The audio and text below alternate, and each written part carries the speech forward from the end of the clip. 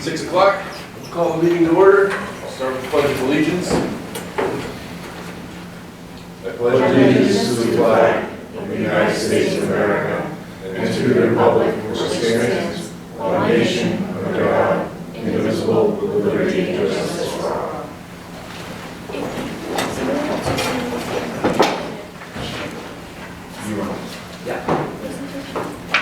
All right, good evening. The first item on the agenda this evening is Regionalization of School Committee. I'd like to welcome Dan Randa to the committee. And we need to reorganize our cabinet. Do I have a motion to nominate the chair? I nominate Ron Ryle for chair.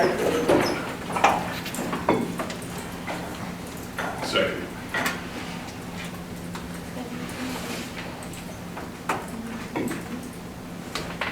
All those in favor?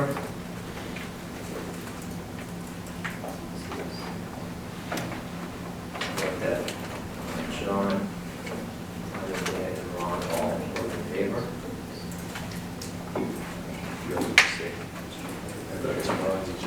Ron is right. Turn this over to Mr. Ryle. So we need a vice chair. Do we have nominations for vice chair? I nominate John Gabriel. And do we have a second? Well, I guess I'll second it. Do we have any other nominations? For secretary, I nominate. No, for vice chair, sorry. All those in favor of vice chair for John? Nominations for secretary. I nominate Tim Canada. Any second for that? I'll second that. Any other nominations for secretary? All in favor?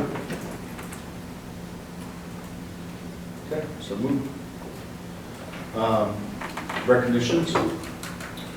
Okay, so as you are probably all aware, last week was Teacher Appreciation Week, and I think that, again, I just want to give a big congratulations and a shout out to all of our teachers, our entire staff, for their amazing efforts this school year. Again, we're year number 2 coming out of COVID, and I think that our teachers do a fantastic job with our students, so I can't commend them enough. I do also want to give special recognition to both our PTO for all the little lunches and special recognition they gave to the elementary school teachers all week, and also to the North Brookfield High School Student Council, who held a teacher appreciation pep rally on Friday. And they also cooked breakfast for our staff on Friday as well. So I want to thank both of those groups for their efforts and also acknowledging the fine work of our teachers. And I also just want to thank Lindsay Bennett. We had our prom on Saturday evening. It was a great event. And I think her venue, her stage, if you will, is a great place to have a prom. And this is our unofficial kickoff to the end of the school year for our high school students. So it was great event, well attended. Food was great. It was all home cooked, and a great job by the advisors to get that rolling and get ready to have the prom. So thank you again. Is there any other recognition? Sorry. Can I make a recognition? I'd like to recognize that Willy Wonka play that's been going on. I got to attend it on Thursday night. Brooke attended on Friday night, and then we both went Saturday, and I ended up backstage wrangling Oompa Loompas. And those kids do a great job, and the adults do a great job. And it's just, if you haven't seen it yet, it's coming up again this weekend, Friday, Saturday, and then a matinee on Sunday. And it's really, I mean, they put in a lot of hours, and it shows. It's a good show. Yeah, I was talking to some other people who went, and they said the same thing. It was a great show. So. Anything else? One more quick thank you to DJ Dan Riendo for his work at the prom on Saturday. So thank you again, Mr. Riendo. You're welcome. So obviously, I'd like to extend our recognition to Tim for his last year with his leadership. It's not an easy job. People think, I don't know, But being the chair of this committee is very difficult. It's a lot of hours, and so same thing. Approval of minutes. Do I have a motion to approve minutes of the last meeting? April 24th. June 24th. April 24th, yeah, thank you. So I'll move to approve the April 24th, 2023 minutes. Second. Any discussion? All those in favor? Public participation on agenda items.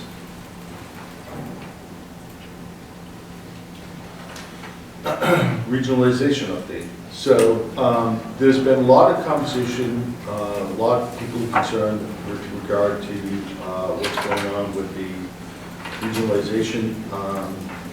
We've not met since December, I think it was, of last year.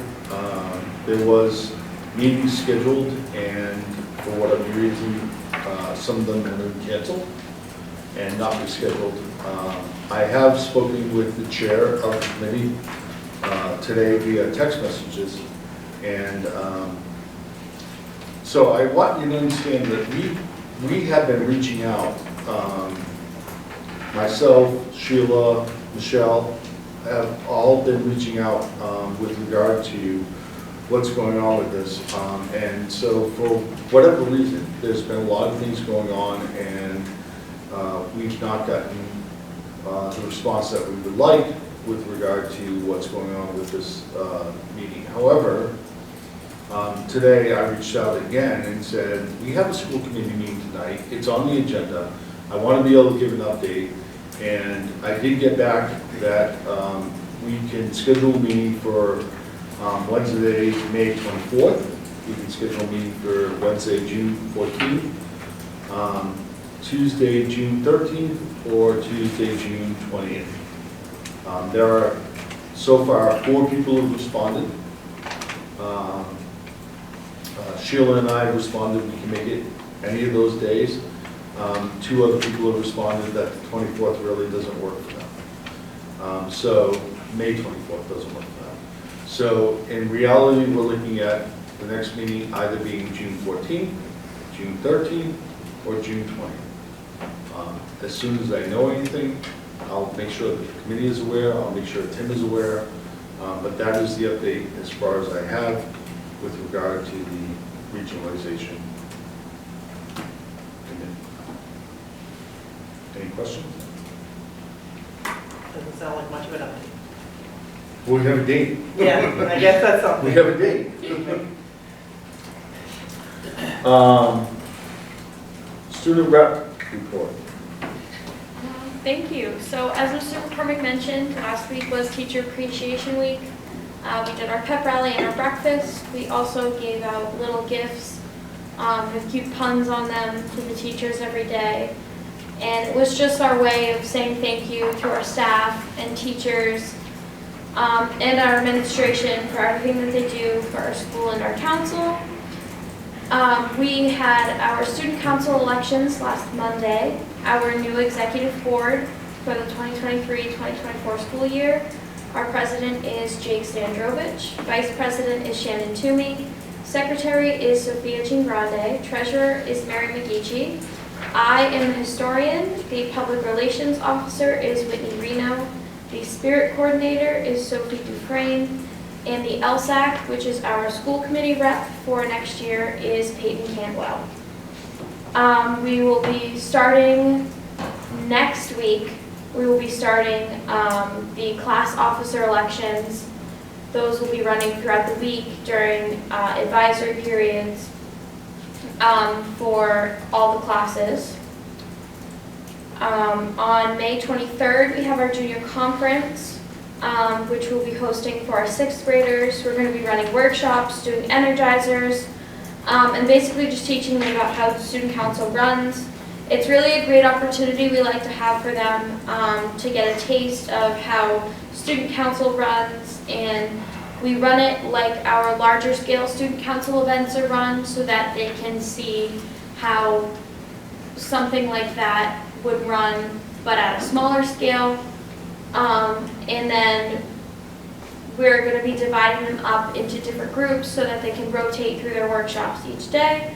We're working with Dr. Gould and the administration for the step-up days. We are going to be sending some 7th and 8th grade representatives to help out with those days. We are continuing with softball concessions. Those are being run by Jake Sandrovich and Shannon Toomey at the softball games. We are also running concessions at the Willy Wonka performances. We have Class Day Field Day coming up. Class Day Field Day will be on June 2nd. The day will start with the Class Day ceremony at the elementary school, and then we'll proceed into Field Day. We will have a cookout, games, and activities set up around the school and outside for the students and staff to enjoy. And last on my thing for today is our annual Student Council lock-in. This will also be on June 2nd. This will be in the evening. Lock-in is a student council member only event where we stay overnight in the school and we work through leadership-based workshops and spend time bonding as a council while still getting to have some fun. Are there any questions for Olivia with regard to the report? Just out of curiosity, who's your advisor? Ms. Malone is our advisor.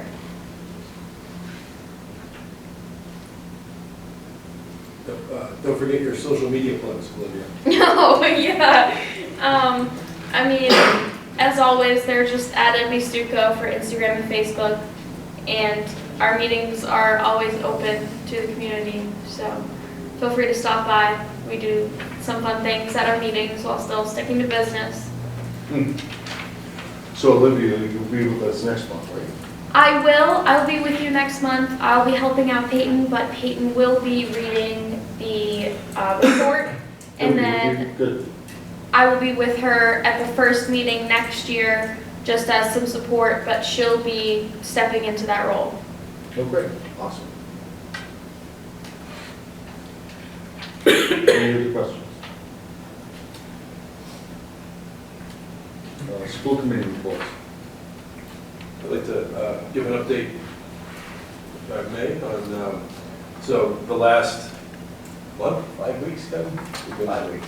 5 weeks, Tim and I have been attending finance committee meetings and had a really good conversation with them over the school budget and the implications of cuts and things like that. It's been a really good dialogue, which we've been trying for a while.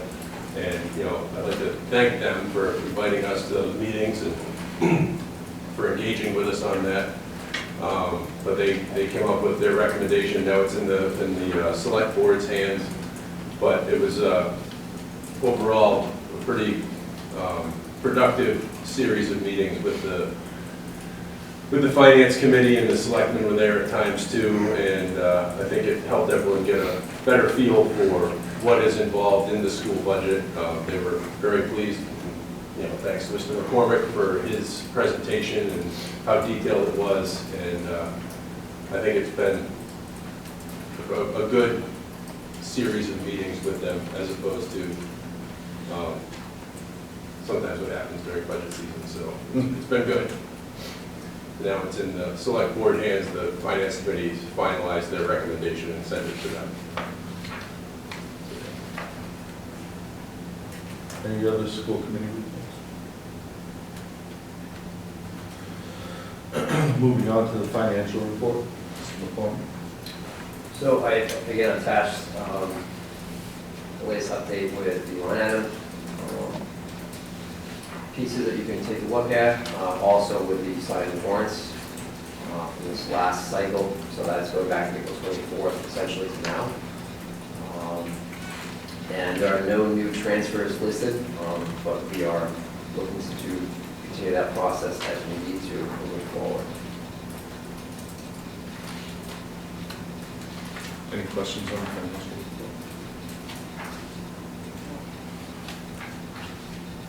report? North Brookfield Public Schools safety update?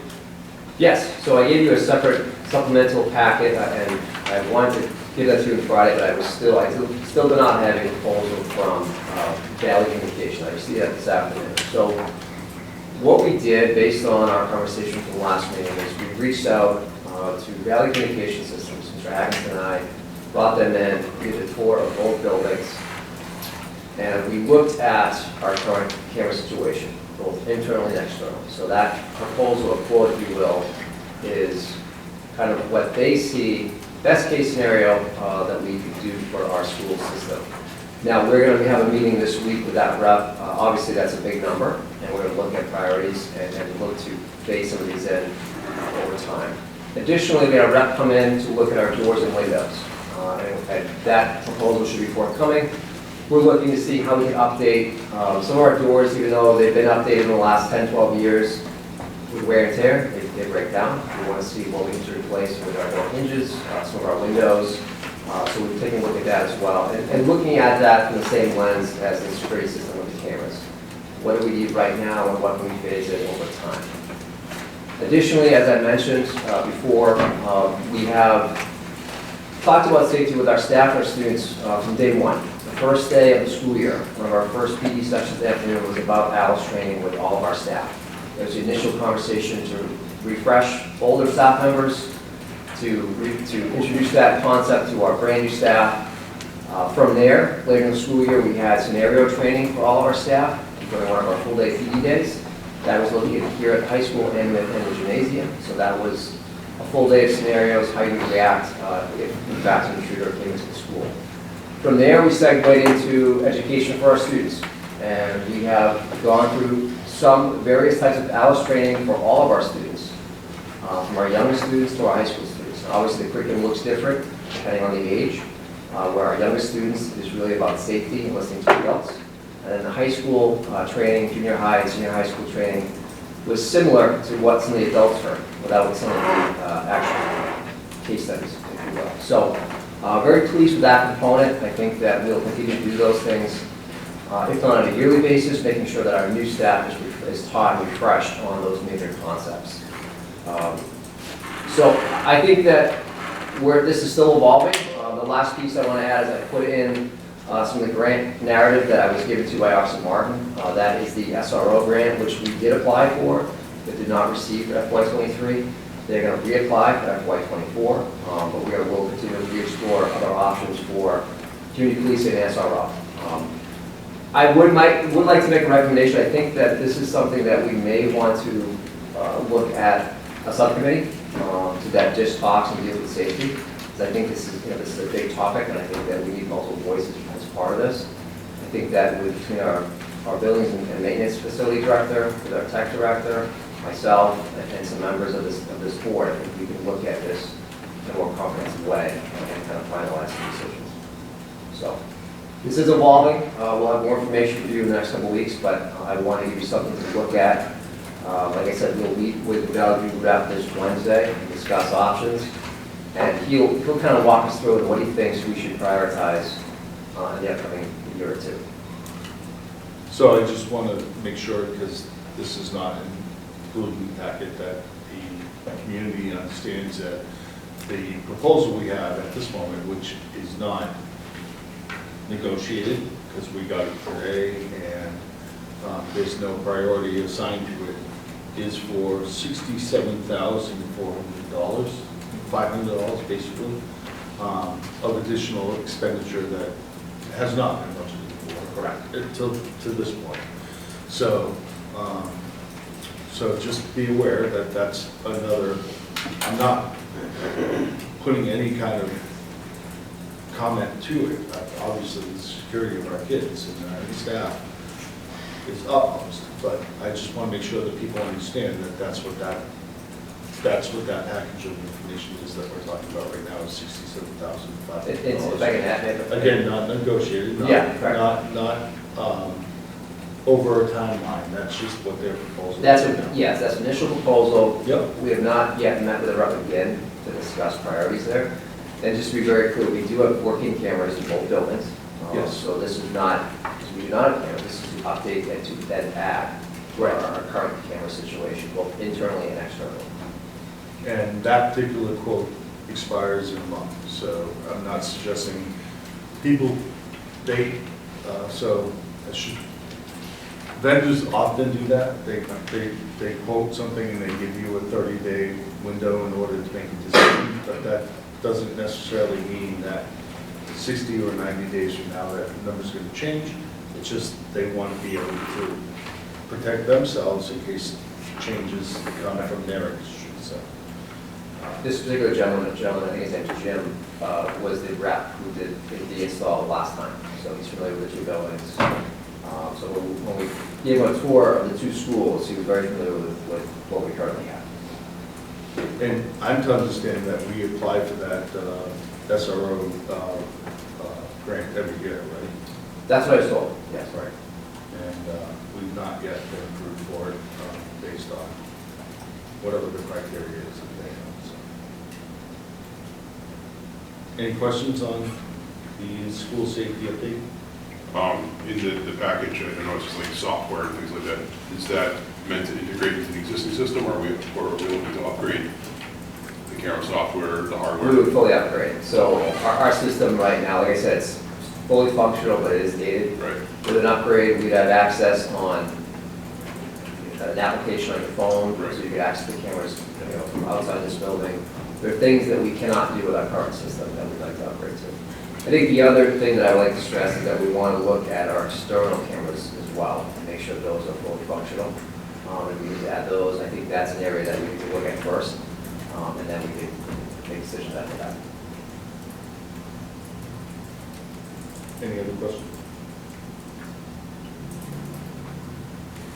Okay. Pre-K discussion.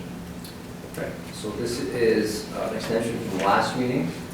I'm going to, in a moment, turn it over to Dr. Sposito and Ms. Priestley to walk us through the pre-K discussion and provide any updates. We have a presentation for you. It's in your packet. It's also behind you. You can also look at it if you have a desktop here. Thank you. So this is the update, and we'll give a little bit of background for those that may be watching from, that didn't see it from last week or our last meeting. So again, preschool is state mandated for students that have IEPs, and we're responsible. So wanted to just review the state regulations again. When we have students with special needs on IEPs and we run an integrated program, there's two size classrooms that we look at. One can have 20 students with one teacher, one para, and no more than 5 students, or, which is what the model we run, which is the number of students with disabilities can be 6 or 7, with the class size not exceeding 15 with a teacher and a para. And so that's the model that we have used here. So we don't have any more than 6 or 7 students with disabilities, and then we have, in order to make it integrated, we have 8 students that are on the typical, considered typical. So the next slide shows the planning of how we generated this mindset of how do we maintain that ratio and ensure that we're anticipating students, which is the other mandated regulation, which is through Child Find. And we had to look at what are our numbers of referrals through early intervention, which is the model in which parents that have children that are between 0 and 3 that get services, and then our Child Find efforts, which is what we post in the newspaper, and we outreach to try to make sure that we're finding any child that could have a potential disability, and looking at our tools and how we evaluate and how we work with early intervention, and then looking at how much time are the children that are with services are getting time in front of staff. And so as we did this, we started back in September kind of looking at this, and then looking at how our numbers were being affected this year. So this is, I think, the piece that you had asked us to keep track of over the past 30. If you want to move to the next slide. You had asked us, where are we going to be 30 days from now? And this is what we wanted to make sure we highlight, how many open slots and placements would be in September. So with the 4-day half days, we'd have 9 available special ed placements with 4 half-days. So a morning, afternoon, and a morning, afternoon, we would have 9 available special education placements that we would anticipate through the year, that we would be able to absorb any new students that would come in from September, of students that we don't know whether they would be eligible, or even in our pipeline of potential students that would be in our child find that we could anticipate. So these are unknown students versus a morning and afternoon half-day with a full day. There's right now only 2 slots that would be available. So the visual to that is next. So this is visually describes what we're talking about. The column on the left are what our typical peer looks like right now. And part of that is we have not actively been recruiting for typical peers because of the 30-day wait. We have not sent out applications to the students that are 3 in that from our census right now, although we would like to be doing that. But on the right side are the X's are representing the students that are either currently on IEPs in our program or suspected that they're either in the evaluation, and we can't pre-identify students, but they're students that have been referred either by early intervention, have been found through a child find, and or we're recommending an evaluation for them. So those X's are slots that we have students are marked for those slots. So this model avails us the green, which opens up those slots for the school year of students that may be identified. The slots on the left are open because there's nine seats available for students that could be eligible. The slots on the left are typical peers. The peers that are X right now are peers that have already been screened through preschool screening. So we already know that they're students that we would not be referring. Any students that apply through our application that have not been preschool screened, we will be screening. And if any of those students come up as may be below, we will rescreen and potentially refer. Those could be students that end up on services. So to keep it simple, the next slide shows those are the 2 slots in green. Those are the only 2 slots available should this model stay the way it currently exists, which doesn't afford us any room for any students that would come in through the preschool screening. Should there be any student that may be a flag that we want to further explore or evaluate, and that doesn't allow for any students through early intervention that we know we get. And it doesn't allow for any student that moves into the district that may already have an IEP. So this was the last slide, which is what we showed last time, which is the timeline of the classroom evolution, which can, in the future, evolve back. This is fluid. Is back in 2018, we had the 1 class for half days. And 2019, it was moving into the 1 full day and 2 half day. And now looking at pivoting to the 2 classrooms for both being half day. And that's really based on the numbers, which is fundamentally where we were 30 days ago when we had this conversation. So we're really trying to use that data, and we spent the past 30 days really trying to make this visual so that it could be really clear as to why we need those extra spots. Questions? Did you want to add anything? No, I think it's important to note that moving to 2 half-day classrooms does afford 9 additional spots for special ed students versus the only 2, which is very unrealistic that we would only ever get 2 special ed students over the course of the next school year. We really want to make sure that those spots are open and available for students because we know we filled them this year. Any questions? So you have the model here where the second half-day PM class has no typical students, and you say that that's because you couldn't search for more students. What if there are no typical students in that classroom? What happens then? Right now, excuse me, we would open to other communities.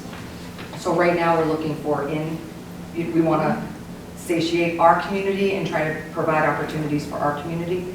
And then the intent would be that we would be able to open it up to other communities. And I have had, I had one family call me and I said, we first fill within our own community and then we would open it up. And we would like to be able to do that. And we know that there's a lot of families in area communities that said, that it's really hard to get preschool slots and they would like this. And what we're finding is most of our half-day, most of the students right now are 3. They're between 3 and 4. We have very, very limited 4, 5-year-old kids right now, which is the cycle. So in a few years, we could be coming back and saying, can we have a different conversation? But right now, they're very young kids. And so that's what we're looking to expand upon. We want to tap into our community and then expand out. Do you have any children getting full day due to their IEPs? No. No. And if they do need that, so I can answer, maybe Yeah. anticipate, is that a student would do the AM and then stay for the PM. So that's truly, and that is IEP driven, as you know. Yeah. So Okay. we would not exclude that. It would be, if they need to be here, they would do the AM, have more of that ADL lunch opportunity, and then do the afternoon. And they would get that intensive instruction. One of the things that I noticed about this model that I feel like, while small classrooms are nice, right? 6 children in a classroom is really small. Where you have that second half day in the morning, no, I'm sorry, that's in the PM. The first PM one, there's only 6 children in that class. This was just a visual. Yeah. This is just with the students that we know of. We're not anticipating to put all of the kids in the morning because ideally right now, we want to make sure that we know starting a school year with that many kids together, we want to divide them up. We want to balance that. So we really are looking at our cohorts. But if you have young children, sometimes it's hard to get parents to want to do the afternoon because of the nap and the crankiness and all that. Right. So I wasn't sure about this, but I was thinking about it. If you have a child who turns 3 in January but it is special ed, a child who needs special ed, they come to school. Does that happen for a typical child? They have to be 2.9 by September or something like that. If they turned, 3 in February or something, they don't get to come in, right? Only the children who, so it's not correct, just look about that. All right. Yeah, no, correct. Are there any other questions?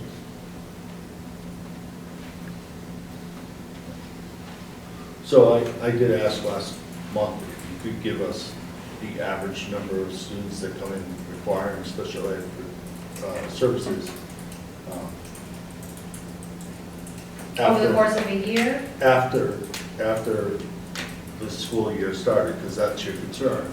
I asked for that. Do you have that number? Because you said last month you didn't, so I'm just curious. I don't either.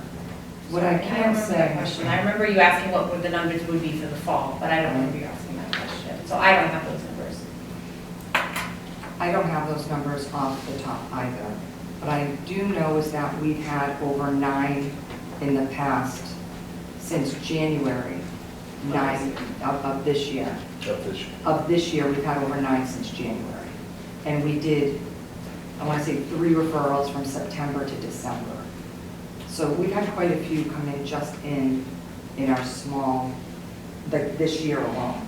So there's been over 10 that I could say that we've evaluated and have brought in, but I'd have to let me look at my list of the kids.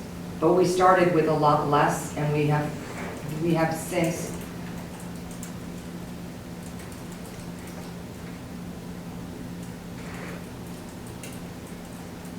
just to date, we have 8 new kids in our program.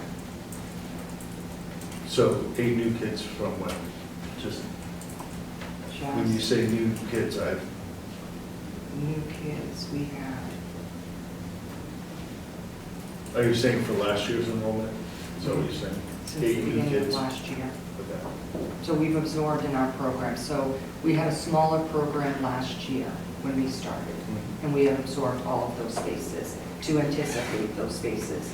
So it's not unrealistic to start this year with 9 and to not think by the end of next year that we would fill them. Is there, can I ask another question?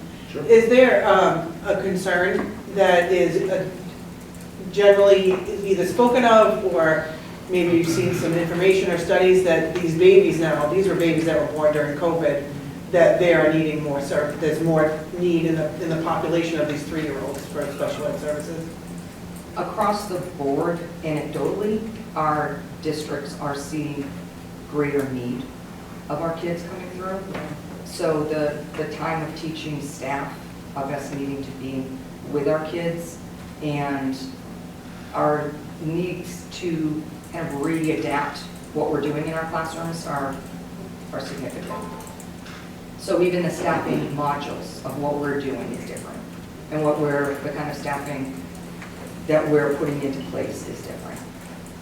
So yes, I can say that the 3-year-olds, the types of staff, the addition of staff, how we're putting the speech services, the behavioral and intensive services into our preschool to really front load is paramount. And when I surveyed the other districts, we're all kind of feeling that because we were seeing it come in this year.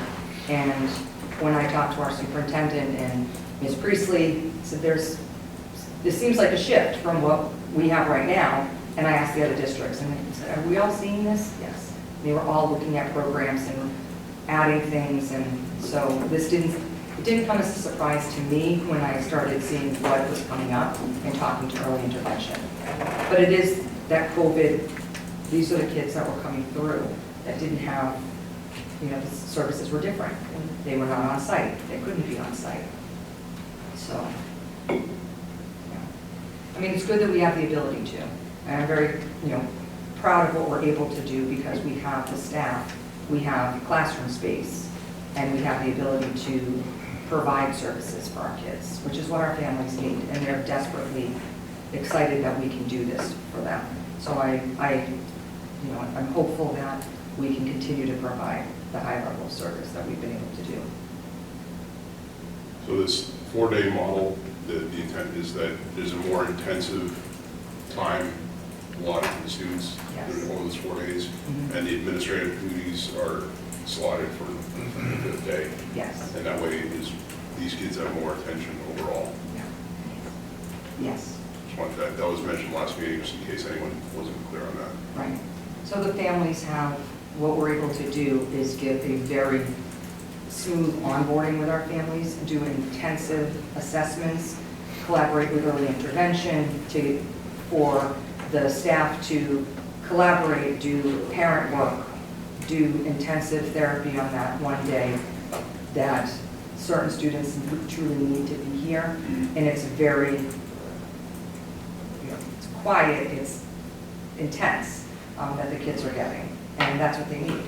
And the families are embracing that, and there's been no, parents understand. And it's giving our staff the time in the classroom, so all the meetings are not during the 4 days that the kids are here. So we're able to really do great work. And it is consistent with many models around the other towns. Any other questions? Well, I think so last week we voted they had to keep it this way. This is more of a procedural question. We need to make a motion either to approve this or to allow them freedom. As I talked about previously, I don't think this is something we voted on previously as a committee. I looked through minutes and all that stuff, and I could not find it as a voting issue, but because we voted last week, I think we need to vote. So I actually talked to MASC, and they said that they believe that this is actually a voting issue, so I'll entertain a motion to approve the plan set forth by the administration to do the half-day programs. I'll move to approve the plan set forth by the administration. The Second. 4 half-days. Is it second? Second, me. Okay. Any other discussion?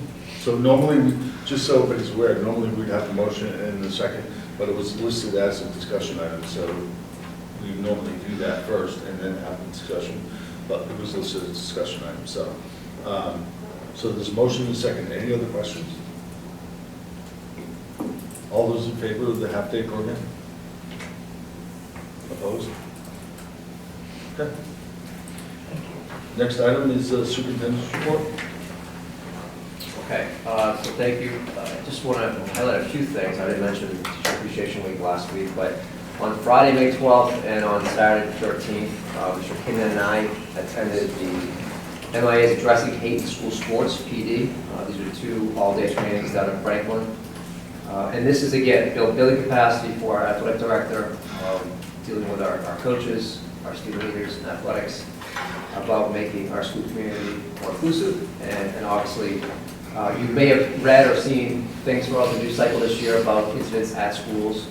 We're trying to work with our student athletes, our captains, and our coaches to make sure that doesn't happen here in Brookfield. So that's what the 2 days was essentially about. I think we walked away with some great insight and some great strategies to help support our student athletes and our teams. As Mr. Canna mentioned earlier, we have been working collaboratively with the Finance Committee over the last nearly month and a half, and I think those conversations have been very impactful and instrumental in really kind of moving our proposed budget forward. Again, I understand completely that it's not finalized, I understand that. But I will say, as of right now, with the FinCom recommendation, there are no cuts to personnel or programming for our FY24 school budget. So I think that is a very positive piece to highlight. Again, we have not voted on this budget yet as a community, but I think that the conversations, as Mr. Cannon alluded to, were very positive, very productive, and I think I appreciate Mr. Cannon's support with those conversations. Last Thursday, May 11th, Dr. Esposito and I met with Arnold Lunawal, who is the Executive Director of SWEC, the Southern Worcester County Educational Collaborative. So North Brookfield is one of 17 school districts that's part of this collaborative. I meet with this group monthly to discuss what's going on within their district placement opportunities. The majority of our conversation was around some of the PD opportunities that SWEC can offer for our students and our staff. We are looking to build capacity with our special ed general ed teachers next year on co-teaching. So that is something that we're looking to work with SWEC on in the near future. But a productive conversation. We also talked about Mr. Lunwell kind of gave us a snapshot of some of the students that they're looking to support, so we know who to recommend to their facilities. So all in all, it was a very productive conversation that we had last week. And as I mentioned, just one last big thank you to our teachers and support staff. Last week was Teacher Appreciation Week, and I think that they felt appreciated, and I definitely appreciate all their efforts for what they do for our students every day.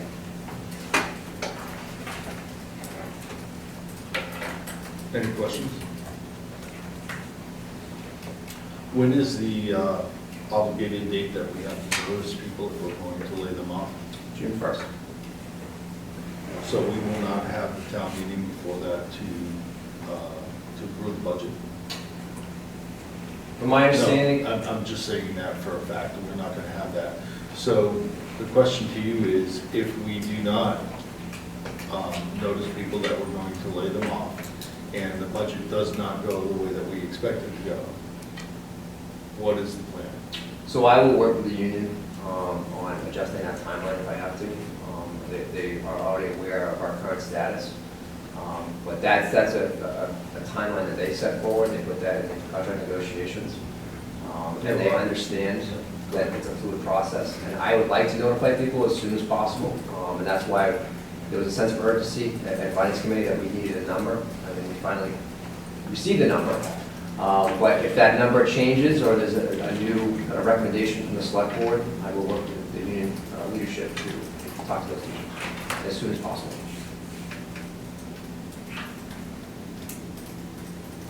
Yeah, so my concern is that we are under a contract with them, and there's no wiggle room to that if we do not notice them by June 1st, and we are not able to get the budget approved at the number that we believe it's going to be approved at. We have no recourse. We can't. There is, with some of those timelines, like the example, the evaluation timeline, there's always conversations that happen if we need to extend or look at those timelines. So it does happen. Legally, we have no recourse in the event that we do not notice individuals prior to June 1st that we may not be continuing their employment. And so my question to you is, if we find ourselves in that situation where we have not noticed anybody, and the town does not approve the budget as we believe that they're going to get the recommendation to approve, what is the fallback from that? Because I don't know that we have the money in the budget, regardless of what the budget is, to absorb that. So that's my question to you, because in the past, we have as a matter of course, at this meeting, authorized the superintendent to notice those non-tenured staff that we may not be able to continue their employment until such time that the town has appropriated the funds for the budget. And so if we do not do that at this meeting, I don't know what we do in the event that the town does not appropriate the budget. So I'm asking if you feel very confident that we're going to get the budget through in the event that it doesn't happen, what do we do then? We don't have any, there's no other option at that point. We have to do something. And to me, that means we have to cut services or programs because we can't cut staff. And I don't want to cut staff. I don't want to cut services. I don't want to cut programs. I don't want to cut any of it. But legally, we're obligated to do that based on their contracts. So what is the plan in the event that we don't get the budget through? Am I to understand there's a select board meeting tomorrow evening? Is that accurate? Correct. I think that the way we left it at the finance committee meeting was that we would hear more information from the select board following their next meeting, which is scheduled for tomorrow. If they were in fact going to move forward with this proposal, or if they were not. I think I would wait for that information, and then I would have a conversation with you, Mr. Rob, about potential next steps. I think that I fully understand we want to give personnel as much time to grapple with this news, and I made that very clear to the union. I've been meeting with them regularly about this throughout this budget process, which is what I would do based on the select board's recommendation tomorrow evening. And we can discuss kind of next steps if we have to potentially, well, we can discuss that, but if we potentially had to have a special meeting for that, we can look at that.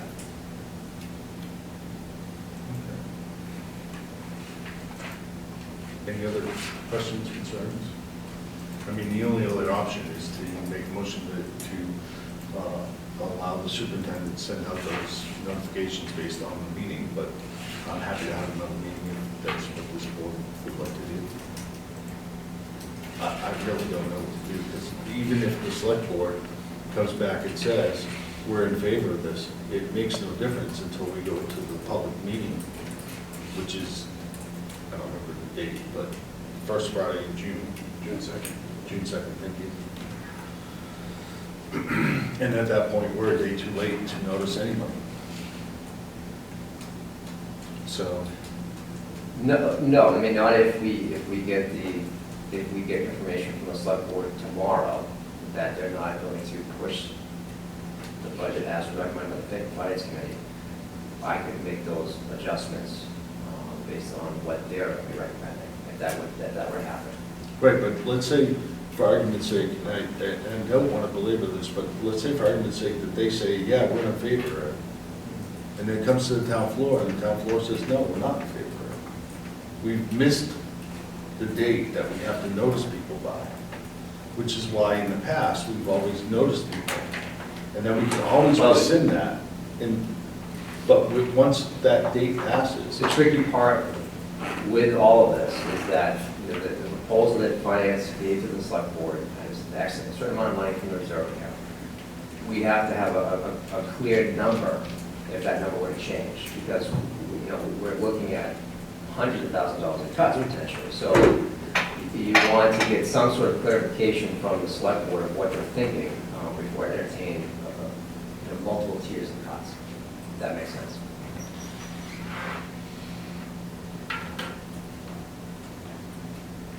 Any other questions or motions? Okay. Moving on.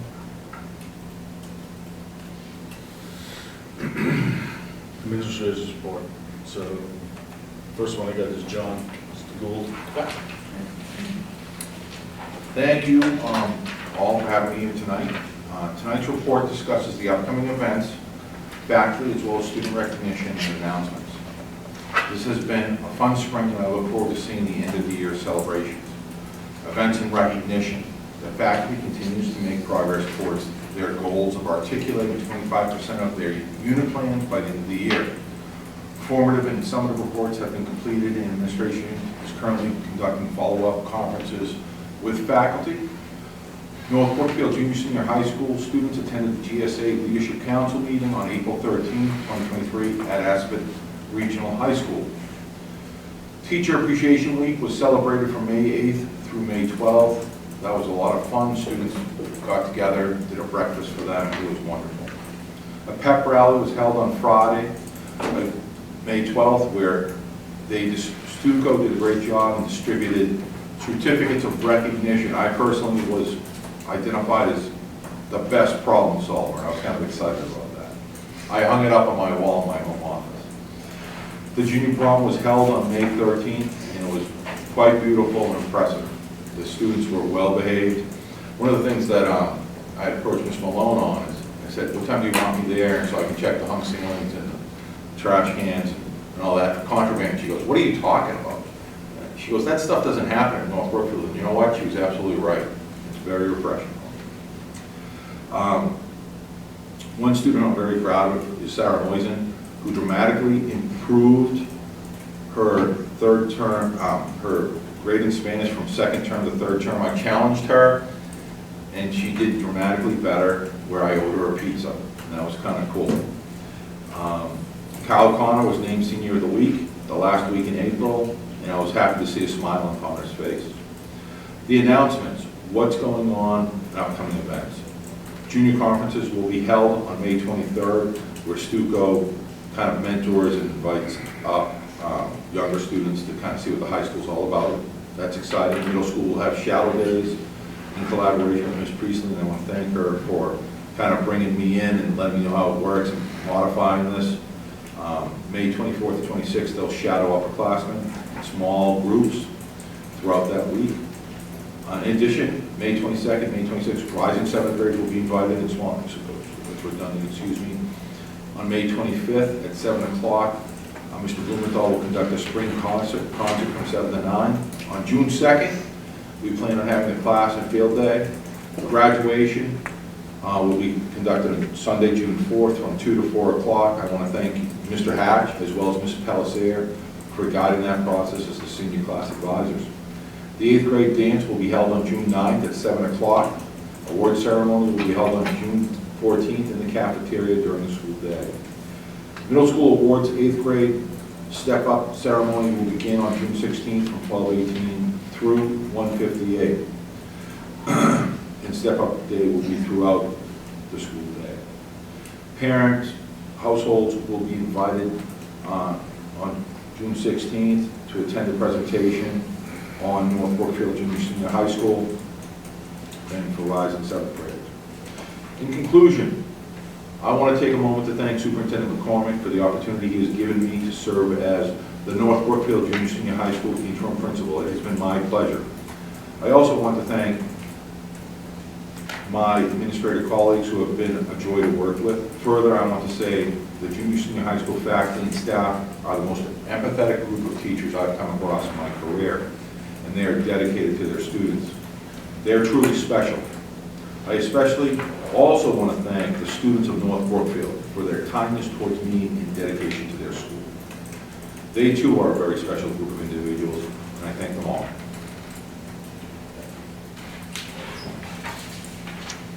Okay. Any questions from Mr. Gould? Ms. Priestley? Hi, yes, so I had a few things I wanted to highlight from my report. One, we had our rescheduled district professional development on April 25th, where we met with the consultants from Ideas, and we had some training on implicit bias and microaggressions.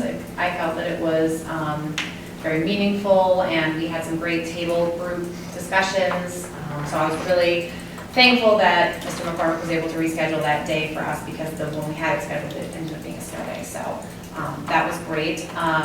A shout out to Ms. Dresden, our main office secretary. We celebrated her 6 years at North Brookfield Elementary School on Administrative Professionals Day, and it was a really beautiful tribute. The students wrote cards and drew pictures, and there was flowers and a tumbler and all sorts of things that she got as gifts, and she works really hard to meet the needs of our students, so thank you to Ms. Dresden. Again, as Mr. McCormick mentioned, shout out to the PTO for celebrating the North Brookfield Elementary School staff all week last week. Each day they did something different. You can read about it in the report. And then lastly, just a save the date for June 15th. In the evening, we'll have our summer reading kickoff, our annual event, where we give books away to the students. They come and they shop for books. It's all free. The public library will be there again to help students access their library cards if they don't have one. So this is a great event. So look forward to seeing everyone there. Any question?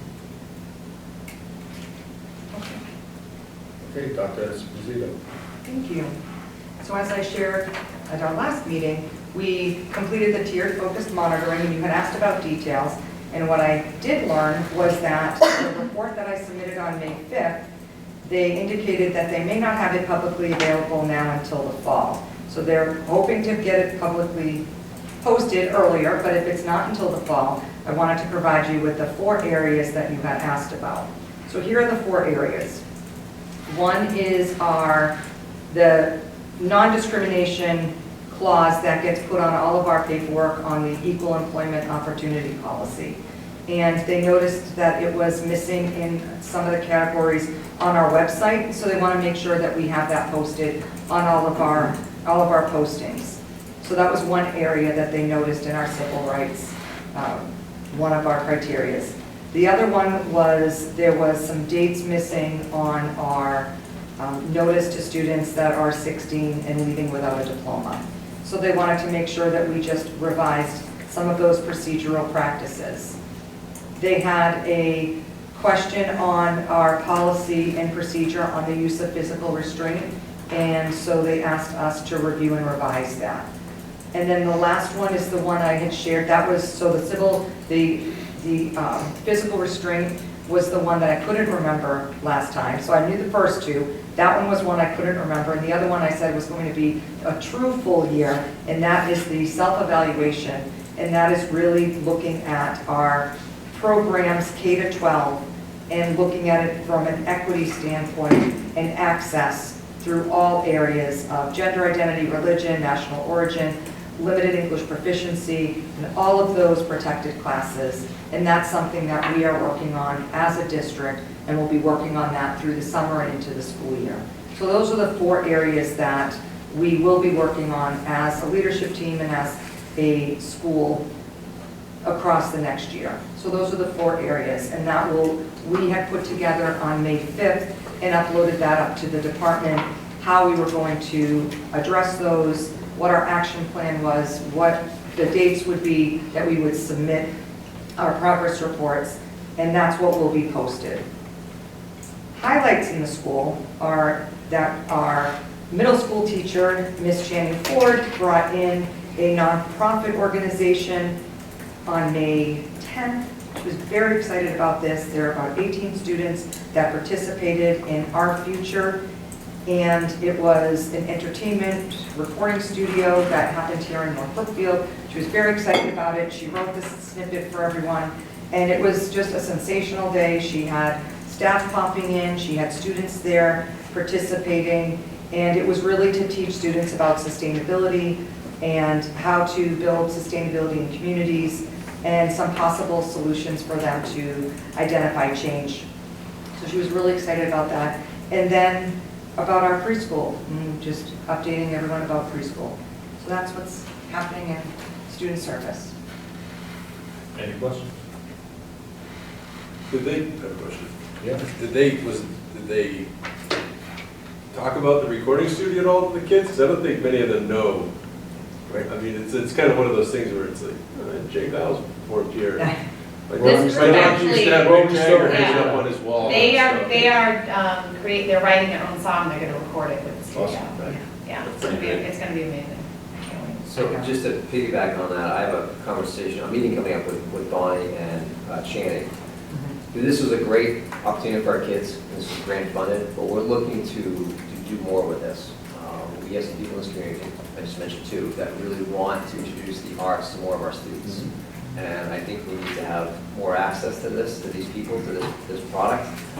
So I'm hopeful that there may be a brief presentation at the next meeting to discuss some of our opportunities down the road. So I think this is just the start of something that we can build on for the future. Excellent. So under old business, we have the exit interview document. I don't think anything's changed. I took out the part that was mentioned, so let me backtrack a little. I watched the video, oh, no, Sorry. So I didn't see that, so Okay. let me just, can I get a motion to approve the exit interview? I'll move to approve the exit interview. And a second? second. And now, any discussion? Okay, so I wasn't able to be here for the talk about the exit survey that time, which was too bad because I feel like this is my baby. And it was mentioned that one of the questions was a little bit too broad. The question that said, rate your overall satisfaction with the district's administration from the superintendent to the food service. And I think it was Tim Canada who said, that's a really broad brush. And so what I did was I removed that particular question, and it's in the Google Drive without that question, but everything else is the same. Are there any questions with regard to the exit survey? So do we need to modify the motion just to make sure that that's not in there? Because what we're voting on is looking at this right now. So can I amend my motion to approve it without the rate your overall satisfaction with district administration? Question. Yes, you can. All right. That's a friendly amendment. Are you okay with that? I am Second? okay. Okay. So is there any other I'm discussion? not going to hostily amend my own. I understand, but it's the Let's spread terms, it's hope the and I'm arguing terms with they myself. use. I cannot, I didn't break Robert's rules, that's the way it works. So, any other discussion on this? All those in favor of this exit interview document based on what we heard? Okay. Anything under policy? Well, can I ask about how we get this to people? How do we find out who's not coming back so that we can, I assume the Mail this out. superintendent will operationalize this? Yeah, so what we can This do, gets out? is I'll discuss with the leadership team, I think that we can make this accessible on the website, but also when we know a student or family is leaving the district, this will be part of their exit process. This interview will be part of that process. So I'll also talk to the two guidance counselors, or adjustment counselor and guidance counselor, two buildings, to make sure they're aware of this as well. and we're gonna keep it electronic, or maybe electronic and hard copy? Well, I think Maybe both, somebody else? because, some people have access at home, some do Yeah. not. So I think we can let them choose. Electronic's easier to kind of record data, but some people don't like that. Right. They like the hard copy, so. Our school secretaries also have like a checklist that they follow when students withdraw and Okay. either to school choice or homeschool, whatever. And so they can just put it on their checklist so that it doesn't get missed or Okay. forgotten. Just another suggestion. And how would we, this is coming back to the school committee, correct? So how would we make sure that So I think that's something that we do in the fall. We ask for a report from the Okay. superintendent with regard to that. all right? Sounds good. So I don't have anything on the policies, anything on the policy? I have one more question. So the link, Under the old. still under the, Yep. the exit survey. I don't know if we need to change the link or anything, but maybe that's something Justin can figure out, because I have the document and people can edit it, so we want to lock it down and then Yeah, make it its own link. we'll make a copy, we'll make sure it's uneditable, that we can Yeah, use. all right. Okay, and that's it. I'm done. Okay. I don't have anything on the policies. Anybody have anything on the policy? Anything on the new business? But I sent an email earlier, we have, The talking about subcommittees. Yep. Include, especially since Mr. McCormick just referenced earlier that we might need another subcommittee for security of the buildings. So I think the best way to approach it would be, we'll have to just go for it right now, right? You do whatever. Right, there's no motion or anything. You're good. I sent an email out earlier. There's right now 4 subcommittees at the school. The idea being then 2 of us can go and deal with these things and bring recommendations back to the committee as a whole and not wait a month between when things are going on. Currently, there's policy, which is amending the policy handbook and any sort of changes like that. But Tanya, we kind of stepped in and just kind of jumped in to do the exit interview document, because that was something that was being handled by the policy subcommittee. We also have a curriculum subcommittee. We have which I think is fairly self-explanatory. We have building and grounds, also fairly cut and dry. And we have a negotiation subcommittee, which handles all of the negotiations with the unions and the teachers and things like that. And then brings negotiation results back to the committee as a whole. And I think Mr. McCormick's recommendation for the security, that could potentially fall under building and grounds, but it might be a big enough topic where it'd be good to have its own separate subcommittee. So knowing what the subcommittees are, I think there's not anything pressing right now that a subcommittee would need to address. So maybe in the ensuing month between now and the next meeting, think about which of those might interest you guys and maybe rank them or something and send them to Ron so that he can kind of compile that and we can talk about it more and vote each other into the subcommittees, or basically volunteer if you want to be on a particular subcommittee, and we can talk about that at the next meeting and assign them formally so we can do that. And of course, that's so we can talk to each other without being in a quorum in those committees. Violating the. Yeah. Yep. Anything else under new business I'm not aware of? No? There's no executive session that I'm aware of. Motion to adjourn? A motion to adjourn? Second? Second.